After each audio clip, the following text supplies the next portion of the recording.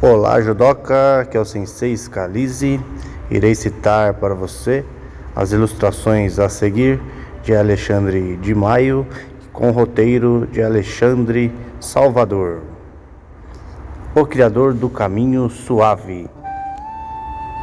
A saga de Jigoro Kano, o homem que modernizou as artes marciais ao codificar o judô.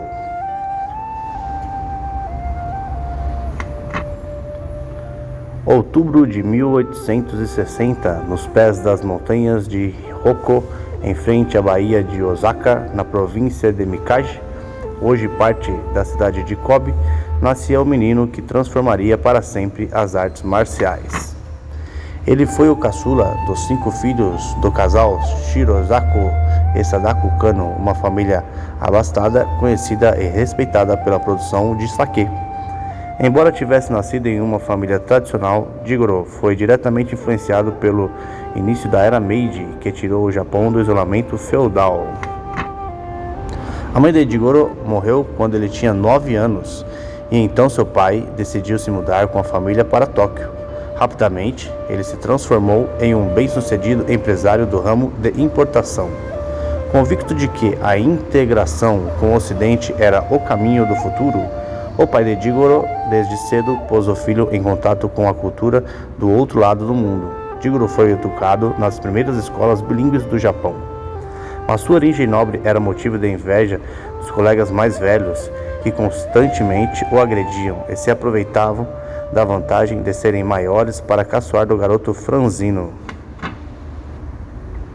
As agressões na escola atiçaram a curiosidade de jovem Jigoro, quando ele ouviu falar de Jujutsu, um antigo samurai que havia sido um dos membros da guarda do shogunato, contou a Jigoro sobre uma arte que permitia um homem vencer um oponente mais forte.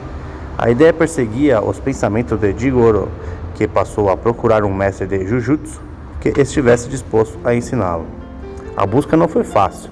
Com o fim da era dos samurais, passou a prevalecer na sociedade japonesa um certo desprezo pelas artes marciais, consideradas ultrapassadas. Jigoro, porém, era persistente. Ele sabia que muitos dos seus antigos mestres haviam se tornado massagistas particulares. Em uma clínica de massagem, o sonhador encontrou seu primeiro mestre, Hashinosuke Fukuda. O treinamento era pesado, mas o jovem estava disposto a aprender. O pensamento extremamente científico de Jigoro funcionava como um atalho para dissecar cada técnica aprendida, a exata posição das mãos e pés, o ângulo de entrada correto, a distribuição do próprio peso e etc. Mas o método do mestre Fukuda tinha características opostas a este comportamento, tranquilo e detalhista. Diante das perguntas do inquieto pupilo, ele logo perdia a paciência e decidia mostrar a técnica com as próprias mãos. Jigoro tinha um parceiro constante nos treinos, Kanekishi Fukushima, um touro de tão forte, 30 quilos mais pesado que ele, porém fraco tecnicamente. Embora tinha ficado mais forte com o treinamento, Kano não conseguiu eliminar outro fator, a baixa estatura. Tinha menos de 1,60 m, o que sempre lhe dificultava a vida ao enfrentar oponentes mais fortes. A mente quieta de Jigoro foi em busca de respostas que a sua compleição não lhe proporcionava. Ele passou a frequentar uma biblioteca para estudar manuais de anatomia e livros de luta livre trazidos do Ocidente.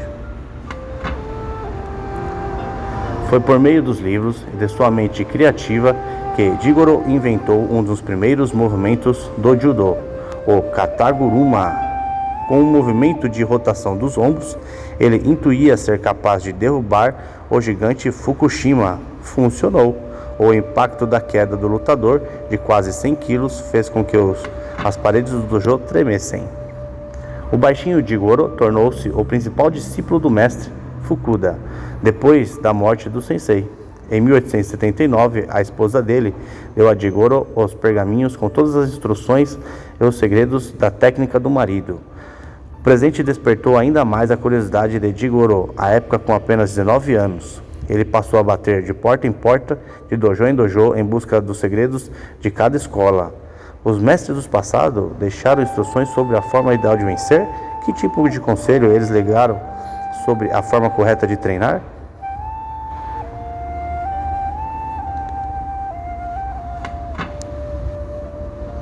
Jigoro reuniu quase uma centena de pergaminhos, não apenas sobre Jujutsu, mas também sobre luta de espadas, tiro com arco, hipismo, sumô e diversas outras artes marciais. Ou seja, o Judo não foi uma invenção de Jigoro Kano, mas sim a destilação do conhecimento já existente. Um desses escritos era constantemente usado por Jigoro para explicar o segredo de sua técnica. Era a história de duas árvores, um salgueiro e um pinheiro sobre uma nevasca. Enquanto os galhos do pinheiro permaneciam rígidos, os do salgueiro iam cedendo conforme a neve se acumulava sobre eles. Por fim, os galhos do pinheiro não resistiam ao peso da neve e se partiam. O salgueiro dobrava-se conforme a carga aumentava. Derretia a neve, os galhos voltavam à forma original. Jigoro descobriu, maravilhado, que, para vencer a força bruta, não se pode responder com intensidade maior ou igual. É preciso compensá-la. Se meu oponente puxa, eu empurro. Se ele empurra, eu puxo. A esse princípio de compensação, Jigoro deu o nome de Judo, o caminho suave em japonês. Sua filosofia baseava-se em dois conceitos básicos: Seryoku Zenyo, esforço concentrado, máxima eficiência, e Dita Kyoi, benefício e bem-estar mútuo. Ansioso por compartilhar os conhecimentos adquiridos, Jigoro abriu em junho de 1882 o Nihon Den Kodokan Judo, Instituto para a Transmissão do Judô japonês, conhecido internacionalmente como Kodokan. O local tornou-se o berço do esporte no mundo. Jigoro Kano trouxe às artes marciais a mesma sofisticação que o Marquês de Queensberry havia dado ao boxe em 1867. Ambos tornaram suas modalidades mais limpas, seguras e, acima de tudo, eficazes. Fim. As fontes estão aí abaixo para todos. Até a próxima. Arigatou, sayonara. Obrigado. Tchau.